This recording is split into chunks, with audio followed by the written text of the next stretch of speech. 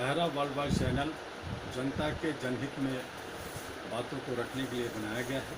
हमारे बीच में बहुत सारे राज्यों, बहुत सारे जिलों से बहुत सारे वीडियो और क्लिप्स आ रहे हैं। आइए इसमें से कुछ आपको दिखाएं।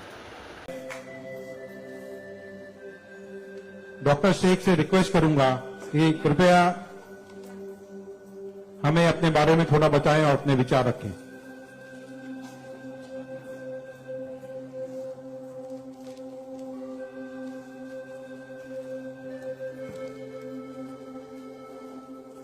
सबसे पहले तो मैं अल्लाह रब्बुल इज़्ज़त की बहुत ज्यादा शुक्रगुजार हूँ कि उसने मुझे इतनी इज्जत दी और इस मकाम तक पहुंचाया कि मैं अपनी लाइफ के जो फैक्ट्स हैं, जो जर्नी में आपके साथ शेयर कर सकूं।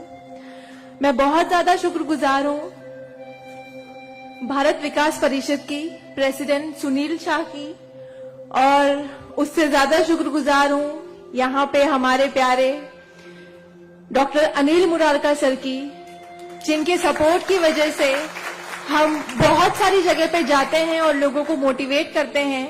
और जितना डॉक्टर अनिल मुरारका सर एक डिसेबिलिटी को लेकर जितना कंसर्न है, उतना मैंने किसी को नहीं देखा। तो I really thankful for him for that. 2008 मैंने अपना 10th क्लियर किया था। मैंने टॉप किया था पूरे जोगेश्वरी में विथ 92.15% लेकर, और मेरा ख्वाब था कि मैं डॉक्टर बनूं और लोगों को सर्व करूं। मैं मिडिल क्लास से ताल्लुक रखती हूं। मेरे जो अब्बू हैं वो वेजिटेबल वेंडर हैं, तो हमारे घर पे बहुत फाइनेंशियली प्रॉब्लम थी। तो मेरा बस एक ख्वाब था कि मैं डॉक्टर बनूं, लोगों की हेल्प करूं, और उसके लिए मैंने साइंस में एडमिशन लिया। देन 11 साइंस जब मैंने एडमिशन लिया, मेरा कॉलेज बैंड्रा में था और मेरा घर जोगेश्वरी में। मैं रोज लोकल ट्रेन से ट्रैवल करती थी जोगेश्वरी टू बैंड्रा। 7 अक्टूबर 2008 दैट वाज द डे जब मैं कॉलेज से घर वापस आ रही थी। मेरे सेमेस्टर चल रहे थे उस वक्त, और सुबह 10 बजे का वक्त था। 10 बजे आप सब लोग मुंबई से बिलोंग करते हैं, सबको पता है लोकल ट्रेन में बहुत रश आर होता है। वो ट्रेन जब अंधेरी से निकली, मैं अपनी सीट से उठी और मुझे नेक्स्ट स्टेशन मेरा जोगेश्वरी था, मुझे वहां उतरना था। लेकिन मेरे सीट से उठने और स्टेशन के आने तक के बीच में वो एक लम्हा था जिसमें मेरी पूरी जिंदगी बदल गई। मैं जब सीट से उठी, उसके नेक्स्ट मोमेंट मैंने अपने आप को ट्रेन की पटरियों के नीचे पाया, और जब मेरी आंखें खुली तो वही ट्रेन जिसमें मैं ट्रैवल कर रही थी वो मेरी आंखों के ऊपर से बहुत तेजी से गुजर रही थी। एक लम्हे को लगा कि मैं कोई ख्वाब देख रही हूं, लेकिन जब ट्रेन पूरी तरह से मेरे पैरों से गुजर गई, मैं वहां हेल्पलेस थी। और जब बहुत दूर जाके किसी ने ट्रेन रोकी, वो ट्रेन रुकी, और उस ट्रेन को रुकता हुआ देखकर मुझे एहसास हुआ कि मैं कोई ख्वाब नहीं देख रही हूं, मैं सच में ट्रेन से गिर चुकी हूं, और मैंने अपनी दोनों टांगे उस ट्रेन के पहियों के नीचे आ गई है जिसमें मैं ट्रैवल कर रही हूं। वो पूरी 12 डब्बे की ट्रेन मेरे पहियों से गुजर गई। किसी ने चेन रोकने की हिम्मत नहीं की। और मैं जब वहां गिरी तो लोगों ने मुझे देखा, और 10-15 मिनट बाद काफी लोग आए, मेरे आसपास खड़े हो गए। मेरे पास सेलफोन नहीं था। मैंने अपनी बैग से उस वक्त डायरी निकाली, मैंने लोगों को फरियाद की, बहुत रिक्वेस्ट की, बहुत रोया वहां पर कि मेरे घर पे एक फोन कॉल करके बता दो कि मैं यहाँ पे हेल्पलेस पड़ी हूँ विथ हेवी ब्लीडिंग, मेरे बचने की कोई चांस नहीं है। एटलीस्ट मेरे घर वालों को पता होना चाहिए कि मैं यहाँ पे इस हालत में हूँ, मुझे लावारिस लाश बन के नहीं मरना है। बट उस वक्त मैं यही कहूंगी कि अल्लाह ताला की मसलहत थी। अल्लाह ताला उस वक्त जो मेरी तकदीर में था, किसी ने मेरी हेल्प नहीं की, और मैं वहां पे 30 मिनट ऑलमोस्ट मैं ट्रैक पर विथ हैवी ब्लीड, मेरे दोनों पैर ट्रेन के पहियों के नीचे आ गए थे। मैं उसी हालत में पड़ी रही और मैं कॉन्शियस थी। मैं बस लोगों के सामने रो रही थी कि मुझे कोई पानी पिला दो, कोई घर वालों को कॉल कर दो, लेकिन किसी ने हेल्प नहीं की। And after 30 minute I got railway help. Then मुझे गवर्नमेंट हॉस्पिटल लेकर जाते हैं, वहां पर भी कुछ ओटी स्ट्राइक होता है, मुझे फौरी ट्रीटमेंट नहीं मिलता है। एंड देन मेरा एक्सीडेंट सुबह 11 बजे होता है और मुझे 6 बजे जब मेरी फैमिली प्राइवेट हॉस्पिटल लेकर जाती है, then I got a treatment. And उसके बाद 16 साल की थी मैं जब मेरे साथ ये एक्सीडेंट हुआ। आप समझ सकते हैं 16 साल की उम्र में 1 मिनट में मेरे 2 पैर कट गए थे, मैं डिसेबल हो गई थी, मैं हेल्पलेस हो गई थी, मैं खुद से उठ नहीं पा रही थी, ना बैठ पा रही थी, ना एक तरफ से दूसरी जगह मूव हो पा रही थी। मैं मेंटली डिसेबल हो गई थी, फिजिकली डिसेबल हो गई थी और फाइनेंशियली कंडीशन भी काफी वीक थी। वो सारी चीजें मेरे दिमाग में चल रही थी और जब लोग मुझे देखने आते थे तो कुछ लोग हमदर्दी में नेगेटिव कमेंट्स भी करते थे कि 16 साल की बच्ची है, 2 पैर खो दिए हैं, सारी जिंदगी माँ बाप के ऊपर बोझ रहेगी, ये जिंदा क्यों है, इससे अच्छा ये मर जाती। ये सारी बातें लोग आके जब मेरे सामने करते तो मेरे जहन में वो सारी बातें चलती कि सीरियसली मुझे अल्लाह ने जिंदा क्यों रखा, जब मुझसे दोनों पैर ही लेने थे 16 साल की उम्र में, मैं खुद से मूव नहीं कर सकती हूँ। मेरी मम्मी को इतना सब कुछ झेलना पड़ रहा है। जिस उम्र में मुझे अम्मी की हेल्प करनी चाहिए उस उम्र में वापस से मम्मी मुझे गोद में उठाकर लेकर जा रही है, वापस से मेरी खिदमतें कर रही है। तो मेरी जिंदगी का मकसद क्या है, मुझे दोबारा जिंदगी क्यों दी अल्लाह ने। मैं बहुत शिकायतें करती थी अल्लाह से, मैं बहुत रोती थी, लेकिन उस मुश्किल वक्त में मेरे कॉलेज, मेरे स्कूल टीचर्स और बहुत से ऐसे नेक बंदे भी थे जिन्होंने मुझे हौसला दिया। उनमें सबसे पहले मेरी फैमिली आती है, मेरी बड़ी सिस्टर की फैमिली आती है। मेरी मम्मी ने मुझे एक जुमला कहा जो जिंदगी भर और मैं हर फंक्शन में बोलती हूँ, वो कि बेटा तुम रो मत, तुम्हारे साथ आज जो ये हादसा हुआ है, अल्लाह ने तुमसे सिर्फ 2 पैर लिए हैं, तुम्हारे पास तुम्हारा दिमाग है, तुम इतनी फास्ट ट्रेन से गिरी हो, तुम्हारे सर पे चोट लग सकती थी, तुम्हारी जान जा सकती थी, लेकिन अल्लाह ने सिर्फ तुमसे 2 मामूली पैर लिए हैं। क्या पता फ्यूचर में तुम्हारे लिए बहुत कुछ रखा हो।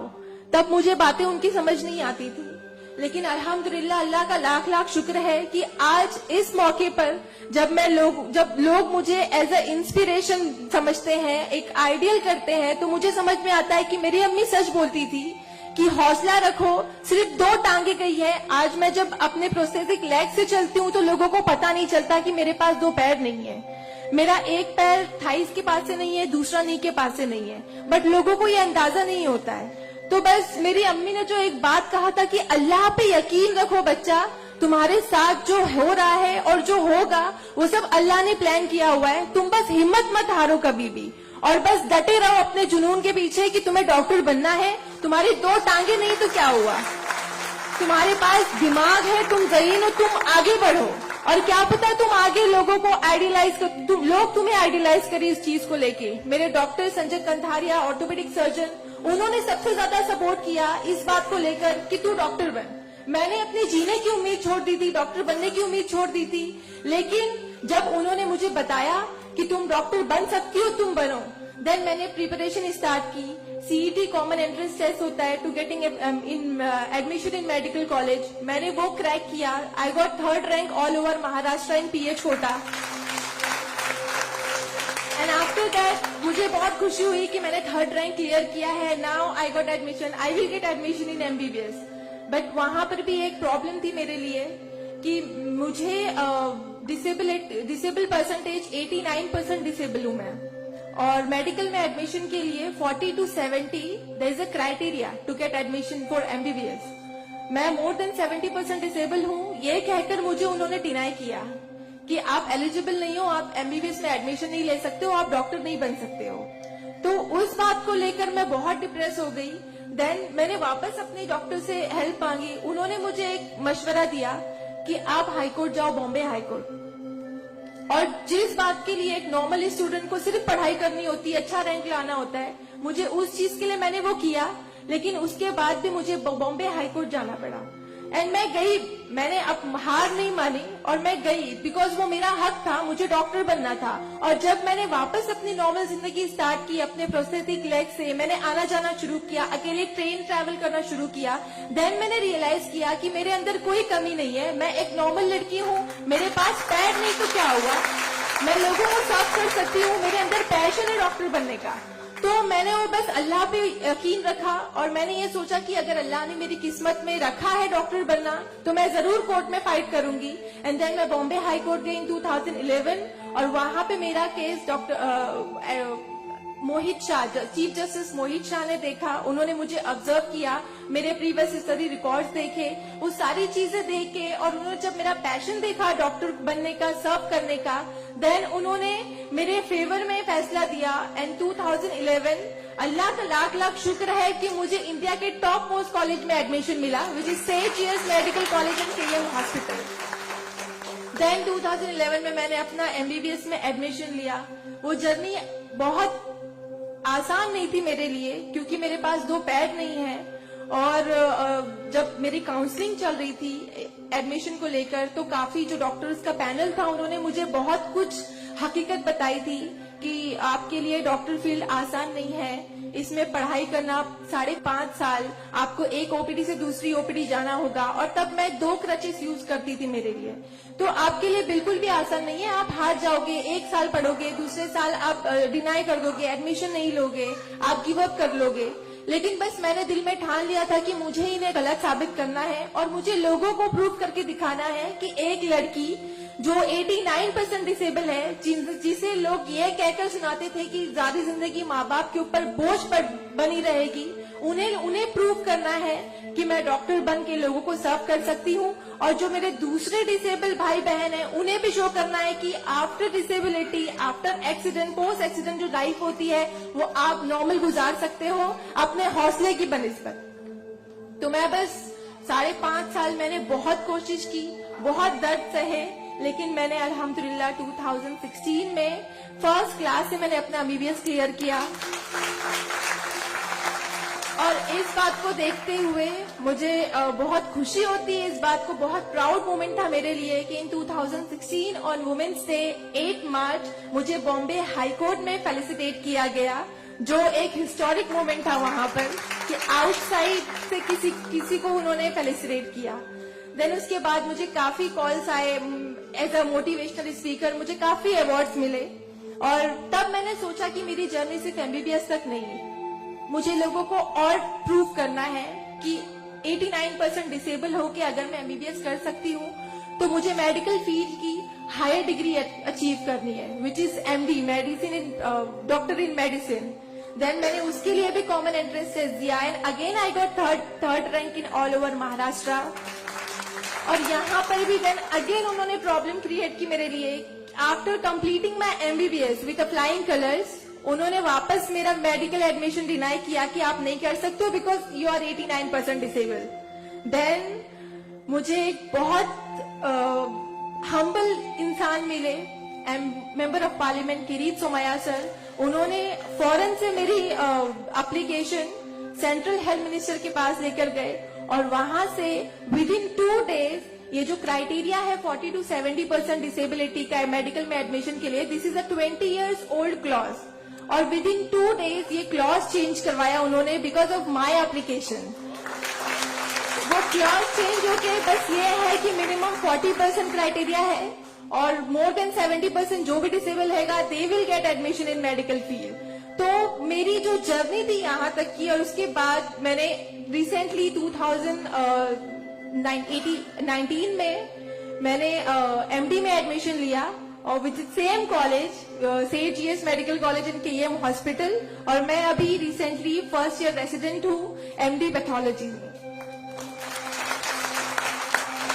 मेरी जो यहाँ तक की जर्नी है मैंने बहुत अच्छे से तो नहीं बताया आपको, लेकिन बहुत सारी बातें मिस है इसमें बिकॉज मेरे पास टाइम नहीं है, आप लोगों को भी लेट हो रहा है। लेकिन ये सारी जो मेरी जर्नी है ये सब बताने का मकसद यही है आप लोगों को कि जिंदगी में देखो चाहे कुछ भी प्रॉब्लम आए, बिकॉज मेरी लाइफ में मुझे लगता है कि सारी प्रॉब्लम्स थी, फाइनेंशियल प्रॉब्लम्स थी, फिजिकल प्रॉब्लम थी, मेंटल प्रॉब्लम थी, सारे ऑड्स थे मेरी लाइफ में, लेकिन मैंने बस 2 चीजें ध्यान में रखी। एक तो मेरी अम्मी की बात कि अल्लाह पर यकीन रखो, अल्लाह अपने बंदों से 70 माओं से ज्यादा प्यार करता है। एक माँ हमारी छोटे से दर्द को बर्दाश्त नहीं कर सकती, वो तो 70 माओं से ज्यादा प्यार करता है, तो हमें दर्द में कैसे रख सकता है वो?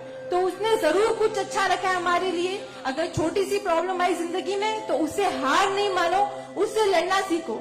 हमेशा अपना हौसला जिंदा रखो, बिकॉज आपके पास अगर हौसला है तो आपकी ये जिंदगी जीने की उमंग रहेगी, बिकॉज बगैर हौसले के कोई जिंदगी नहीं जी सकता। तो आप लोग प्लीज, अगर छोटी से छोटी प्रॉब्लम भी आए, कोई भी परेशानी आए, आप लोग लड़ना सीखिए और जिंदगी जीना सीखिए।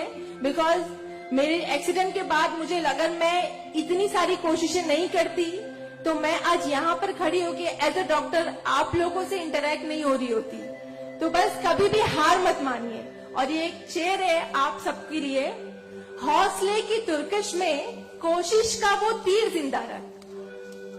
तरकश मतलब जिसमें तीर रखते हैं। हौसले की तरकश में कोशिश का वो तीर जिंदा रख। हार चाहे जिंदगी में सब कुछ, हार जा चाहे जिंदगी में सब कुछ, मगर फिर भी जीतने की उम्मीद जिंदा रख। Thank you so much, thank you all of you, मुझे इतने अच्छे से सुनने के लिए। और मैं बहुत ज्यादा थैंकफुल हूँ डॉक्टर अनिल सर की और भारत विकास परिषद की कि उन्होंने मुझे इतना सुनहरा मौका दिया आप लोगों से इंटरैक्ट का। Thank you. धन्यवाद।